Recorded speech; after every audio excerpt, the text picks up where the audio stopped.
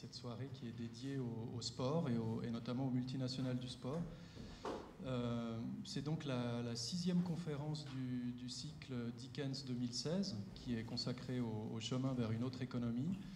Et c'est aussi un événement qui fait partie d'un programme qu'on a développé avec d'autres lieux de débat et de conférences à Lausanne, qui sont Pôle Sud, qui est situé au Flon, que vous connaissez peut-être, la maison de quartier Sougar, qui n'est pas très loin d'ici, et puis Alliance Sud, qui offre un centre de documentation ouvert au public et qui organise aussi de temps en temps des conférences. Donc avec ces 3 autres lieux, l'espace Dickens, qui est un projet associatif et qui vous accueille ce soir, a développé donc un programme commun sur les multinationales qui s'appelle « Au nom du profit, tout est permis ». Vous pouvez trouver toutes les informations sur un flyer qui se trouve sur la table d'accueil. Et donc on propose dans ces 4 lieux une trentaine d'événements entre avril et octobre. Et tous ces événements ont trait à l'influence des multinationales sur nos sociétés. Pourquoi le choix des multinationales ? On a choisi ce thème pour faire écho à l'initiative fédérale pour des multinationales responsables qui a été déposée par la déclaration de Berne et plus de 70 organisations de la société civile suisse. Là aussi, on a des flyers sur cette initiative si ça vous intéresse. Et vous pouvez encore la signer jusqu'au 21 octobre. Voilà, ils ont déjà largement de quoi porter l'initiative à Berne, mais c'est quand même important de la signer pour montrer qu'il y a un soutien massif de la population à cette question-là. Voilà, donc je ne vais pas faire beaucoup plus long, si ce n'est pour vous dire que la conférence sera suivie d'un débat. Enfin, les 2 conférences qui vont se suivre sont ensuite suivies par un moment de débat, donc n'hésitez pas à noter vos questions et à les réserver pour ce moment-là. Et puis après ce débat dans la salle, on pourra poursuivre le débat autour d'un apéritif qui, grâce au couple Lutti, qui viennent souvent aux conférences, ils nous ont suggéré de faire appel à un petit magasin du quartier qui s'appelle le Topinambour, qui est un magasin bio et qui travaille qu'avec des producteurs locaux. Et donc c'est un assortiment de produits bio et locaux qu'on vous propose ce soir sur la table. Voilà, donc je vais laisser la parole à nos 2 intervenants. Donc on a pour commencer Lionel Fred de Solidar, qui est une organisation qui est aussi basée à Lausanne et qui travaille sur les relations Nord-Sud entre autres, mais tu vas présenter un peu ce que vous faites. Et puis David Garcia, qui est journaliste basé en France et qui a beaucoup travaillé sur les questions de sport et notamment tout l'envers du décor, quoi. Voilà, en tout cas, merci d'être là plutôt que devant le match de foot. Et j'espère qu'on va apprendre beaucoup de choses ce soir. Merci. Merci. Merci beaucoup de me recevoir ce soir. Effectivement, je travaille pour l'ONG Solidar Suisse.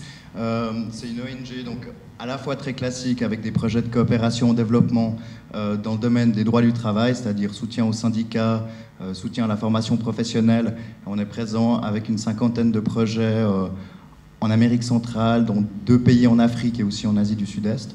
Et à côté de ces projets de coopération au développement, on mène des activités de plaidoyer sur les relations Nord-Sud.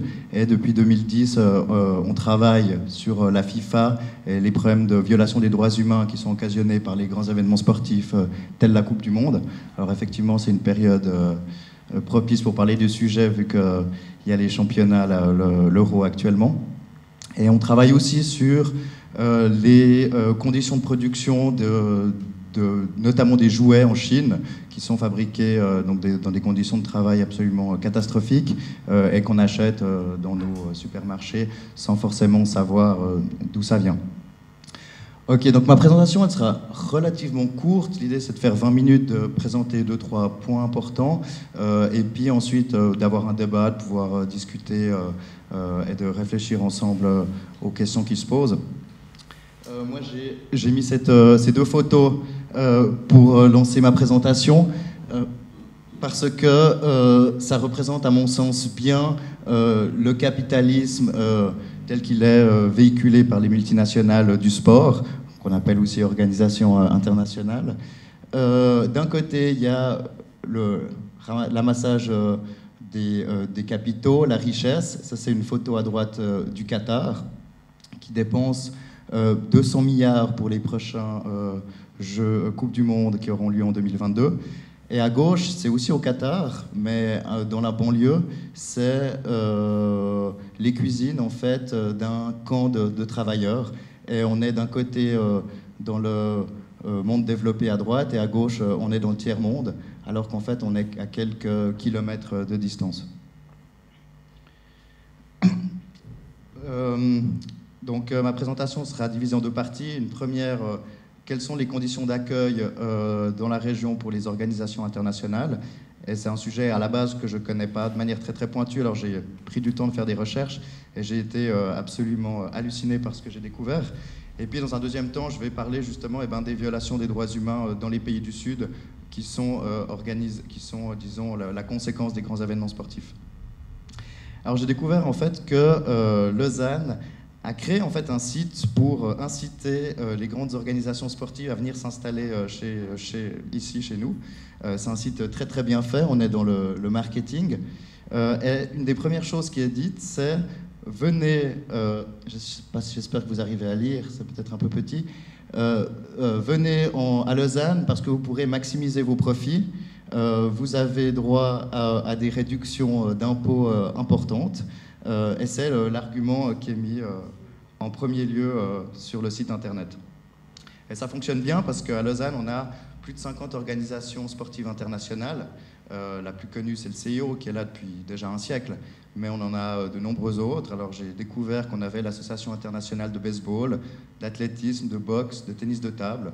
C'est 4 parmi les 50 qu'on a. On a aussi l'UFA pas très loin. David vous en parlera peut-être. Oui, pardon. Excusez-moi. Oui, exactement. Le cyclisme international qui est connu pour sa lutte anti-dopage. Donc on a un environnement extrêmement attractif, et la première des choses, c'est que l'impôt fédéral direct ne doit pas être payé en fait par ces organisations qui sont considérées comme des organisations d'intérêt public alors qu'elles génèrent des milliards. Et ça va plus loin en fait dans le canton de Vaud parce qu'elles ne payent pas non plus l'impôt communal ni l'impôt cantonal. Donc effectivement, c'est des conditions qui font vie. On aimerait bien aussi, nous, être dispensés de payer ces impôts. Et ça va encore plus loin, c'est un peu anecdotique mais assez drôle. Les 2 premières années, au moment où ces entreprises arrivent, leur loyer est gratuit de l'endroit où elles s'installent. Voilà. Donc j'imagine que c'est payé par les fonds publics, c'est-à-dire par nos impôts, quoi. Alors on aimerait effectivement bien être reçu de cette manière. Et j'ai un ami qui travaille dans le domaine sportif qui a vu que je faisais cette conférence, qui m'a dit « Mais qu'est-ce que tu vas raconter? C'est quoi cette histoire, etc. » J'espère que tu parleras aussi des conditions fiscales à l'étranger et comme elles sont bonnes. Et je me dis au final, comment est-ce qu'on pourrait avoir des conditions fiscales plus avantageuses que ça? Donc je pense qu'on est là dans le top du top. La Suisse est un paradis fiscal, et c'est aussi un paradis fiscal pour les multinationales du sport. Là, on a un graphique qui montre l'évolution des coûts de la Coupe du Monde depuis la France en 1998. Et c'est extrêmement impressionnant, hein. En 1998, on était à quelques millions. On voit déjà que ça a passablement augmenté, même pour l'Afrique du Sud, qui a payé plusieurs milliards, alors qu'on sait que c'est un pays relativement peu développé. Le Brésil, on était à 13 milliards. La Russie, on est à 30 milliards. Et alors, on voit qu'avec le Qatar, c'est devenu complètement démesuré. Ils investissent 200 milliards pour organiser la Coupe du Monde qui aura lieu en 2022. Et donc, il y a ces Coupes du Monde qui sont toujours de plus en plus chères. Il y a les promesses qui sont faites au moment où un pays devient hôte. On dit « Ah, mais ça sera des partenariats publics-privés pour financer ces Coupes du Monde ». Et dans la pratique, en fait, c'est uniquement les États qui payent. Le Brésil se retrouve avec une dette de 13 milliards sur les bras qu'elle doit payer plutôt que de dépenser pour la santé, dépenser pour l'éducation ou autre. Et il y a une autre promesse qui est faite en général quand les États se proposent d'organiser ces Coupes du Monde, c'est que ça va booster l'économie. Et effectivement, il y a un léger boost de l'économie dans le tourisme, dans la construction, pendant l'organisation, enfin pendant la préparation et puis pendant l'événement, mais on voit aussi que ce phénomène retombe immédiatement. Donc on a une croissance économique minime qui retombe dès que la Coupe du Monde est terminée. Donc on voit aussi que d'un point de vue de la croissance économique, pour autant qu'on soutienne cette logique-là, cet argument ne tient pas la route. Et donc comme j'ai dit, au final, ce sont les États qui casquent. Quelque chose de bizarre là qui se passe. Bon, on voit quand même. Ça, c'est l'opposé, c'est les bénéfices de la FIFA depuis 2002 jusqu'à 2014, sauf erreur. Donc on voit qu'il y a d'un côté les Coupes du Monde qui coûtent de plus en plus cher, les États qui s'endettent, et de l'autre, ce sont les bénéfices, c'est la FIFA et ses sponsors qui les ramassent. Pourquoi ? Notamment parce qu'elle signe des contrats avec les pays hôtes, avec le Brésil, avec l'Afrique du Sud, avec le Qatar, où elles sont exemptées d'impôts dans ces pays. Donc on est dans une logique de privatisation des bénéfices et de collectivisation des coûts.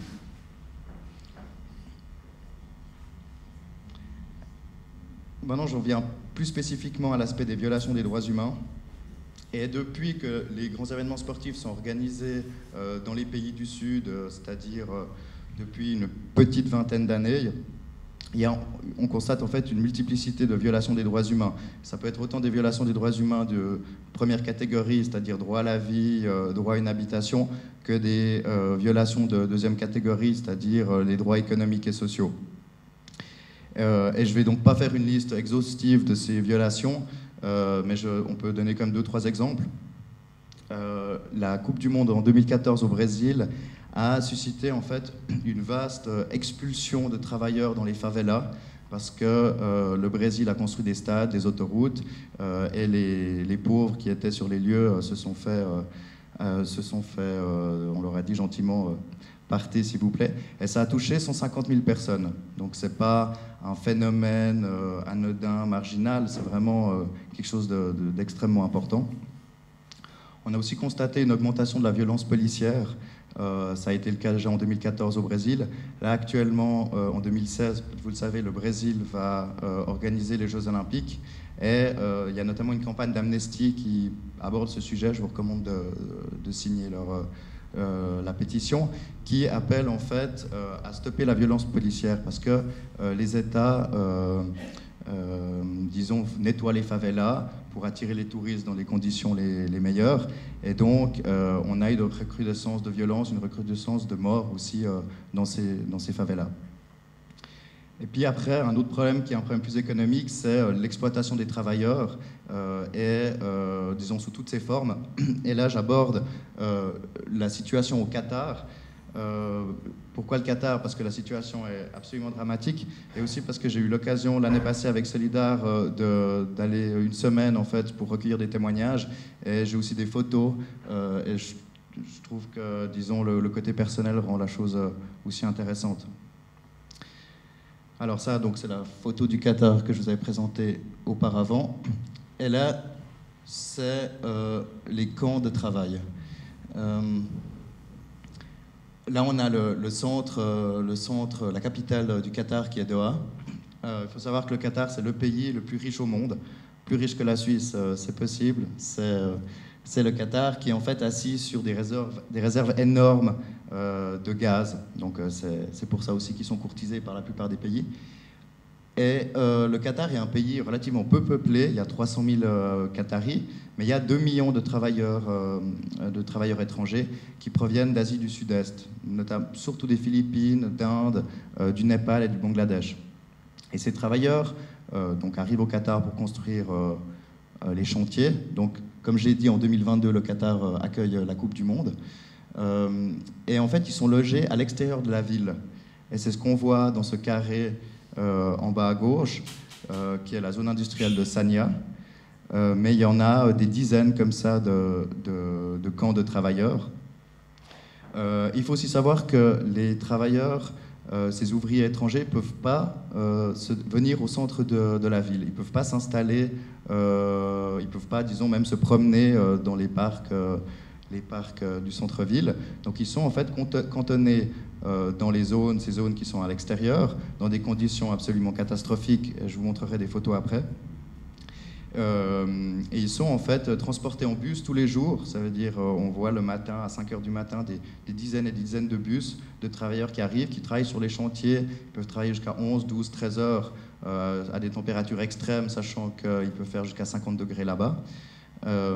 Et le soir, ils sont ramenés en fait dans leur camp. Donc on est vraiment dans une logique de ségrégation la plus pure, quoi. Ça, c'est une photo prise justement dans le camp de travailleurs que je vous ai montré avant, qui était en bas à gauche. Donc il y a de nombreux problèmes en fait en termes de violation des droits du travail et des conditions de travail. Et un des problèmes, c'est l'insalubrité. Et on le voit, on le devine sur cette image. Les baraquements sont extrêmement pauvres. Les travailleurs sont jusqu'à 8 dans des baraquements qui font 8 mètres carrés, donc c'est absolument minuscule. Je vous montre une autre photo où là on les voit, ils ne sont même pas tous sur l'image, donc ils sont vraiment entassés. Et donc c'est ces travailleurs qui viennent d'Asie du Sud-Est et qui construisent les stades pour la Coupe du Monde. Il faut savoir qu'un travailleur là-bas gagne entre 200 et 300 euros, sachant que le coût de la vie est même plus élevé qu'en Suisse, c'est possible aussi. Alors ils arrivent en général à économiser une centaine d'euros par mois qu'ils renvoient en fait à leur famille restée au pays. Voilà, c'est le prix à payer pour travailler au Qatar. Vous avez sûrement entendu parler du système de la kafala. Les travailleurs en fait reçoivent un permis de séjour grâce à leur employeur, mais ils ne peuvent pas quitter le pays sans l'autorisation de leurs travailleurs. Et ils ne peuvent pas non plus changer d'employeur sans l'autorisation du premier. Donc dans un cadre législatif aussi dur, on imagine bien que ça amène toutes les violations des droits du travail parce que les travailleurs sont en fin de compte pieds et poings liés face à leurs employeurs. Voilà. Il y a encore un autre élément qui mérite d'être mentionné, c'est que les travailleurs d'Asie du Sud-Est signent en général leur contrat dans le pays où ils sont originaires, c'est-à-dire l'Inde, le Népal, etc. On leur dit, tu vas aller travailler au Qatar pendant 4 mois, 4 ans, comme plombier par exemple, pour un salaire de 600 euros. Et ils arrivent dans le pays, on leur dit, non, ça ne sera pas plombier, ça sera autre chose, électricien, et tu ne vas pas gagner 600 euros, tu vas en gagner que 200. Et ça, c'est un phénomène donc, des faux contrats qui est extrêmement répandu. Et étant donné qu'ils se sont en général endettés pour faire le voyage jusqu'au Qatar et qu'ils ont besoin de cet argent, ils y restent. Donc ce problème des faux contrats est un problème effectivement majeur.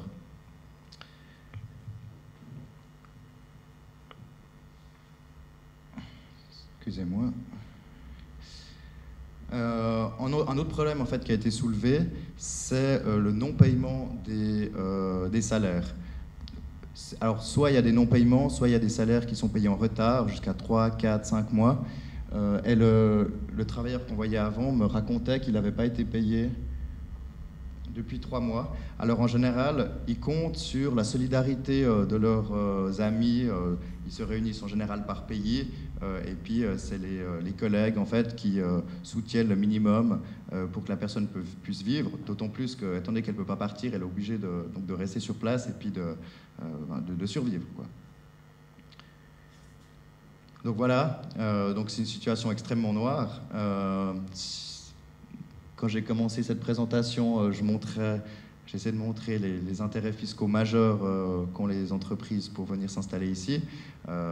Ce sont ces entreprises, c'est la FIFA qui est à Zurich, mais qui bénéficie des mêmes conditions qu'à Lausanne, qu'une autre association à Lausanne.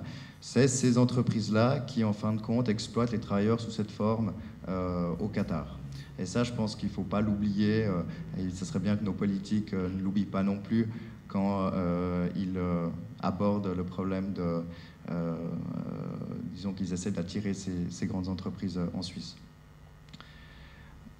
Maintenant, je vais vous montrer 2-3 photos, parce que je trouve important de voir visuellement à quoi ça ressemble de vivre là-bas. Ça, c'est les cuisines, donc dans le même camp. Une autre photo de ces cuisines.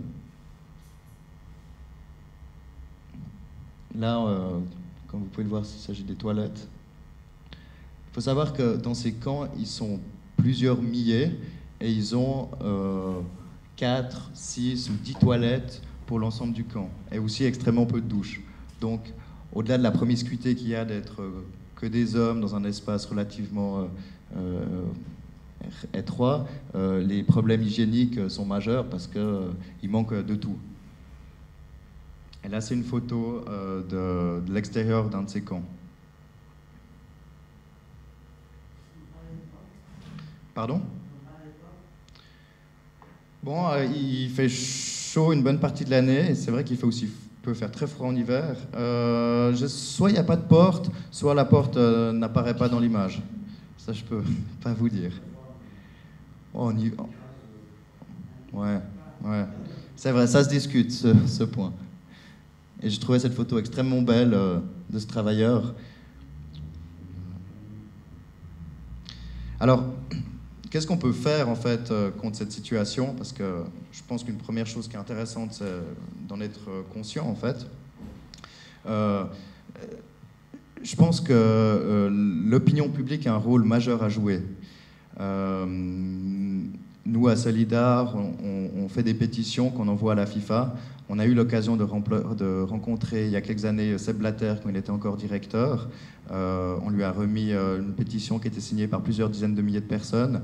Il était relativement mal à l'aise. Après, on fait des photos, on essaie de diffuser ces informations.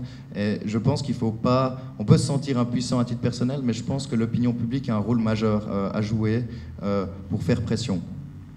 Et il faut savoir que la FIFA, David va en parler, est très certainement une des pires organisations qui existent, mais elle a commandé un rapport à John Ruggie, qui est un expert des droits humains et économie au sein de l'ONU, qui a fait un rapport extrêmement détaillé avec des recommandations pour la FIFA sur les manières dont elle pourrait implémenter des réformes afin d'améliorer la situation. C'est une initiative qui est venue de la FIFA, donc c'est elle qui a demandé ce rapport. Est-ce que c'est de la communication? Est-ce que c'est vraiment une vraie volonté de changer les choses? Moi, je pense qu'on peut espérer que les choses changent, mais c'est très certainement grâce à la pression publique que ce genre d'initiatives sont prises. Je pense aussi que les États et la politique a son rôle à jouer, parce que on a parlé juste avant de l'initiative multinationale responsable. C'est grâce à des initiatives comme ça qui demandent aux entreprises internationales de respecter les droits humains qu'on peut progressivement espérer un changement de paradigme et ne plus avoir des entreprises qui accumulent des bénéfices tout en écrasant en fait les salariés. Donc je pense que le rôle de l'État est extrêmement important. Et puis un dernier acteur auquel on peut penser, c'est les attaques juridiques, en fait, c'est la dimension judiciaire. Et là, il y a un cas très intéressant à l'Organisation internationale du travail. Il y a un syndicat international qui s'appelle IBB, qui est le syndicat international de la construction, qui a porté plainte contre le Qatar, en fait, au motif que le Qatar viole la convention interdisant le travail forcé. Et ça, c'est lié, en fait, au système de la kafala. Et ça fait déjà plusieurs années, et le processus avance. Et l'OIT a reconnu effectivement que le Qatar violait les droits du travail, et spécifiquement le travail forcé. Il y a eu une délégation de haut niveau qui s'est rendue dans le pays et qui a constaté donc, cette réalité. Et le Qatar a annoncé il y a quelques mois qu'ils allaient modifier la loi de la kafala. Alors ils ne la suppriment pas complètement, ils l'améliorent.